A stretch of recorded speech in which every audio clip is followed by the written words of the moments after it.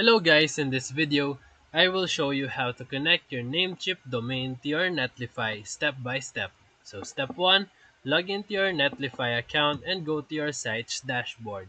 Step 2, click on the domains and then add custom domain and then type in your Namecheap domain and verify it. Step 3, and then Netlify will show you two name servers to use. Copy those two name servers. Step 4, open your Namecheap dashboard and click on your domains and go to domain and then name servers. Step 5, select the custom DNS and paste the Netlify name servers that you copied.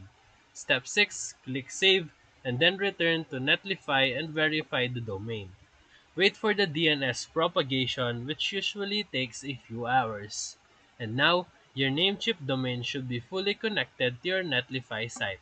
So if this video helped you, feel free to like and subscribe for more quick tutorials, reviews, and comparison videos. Thank you for watching.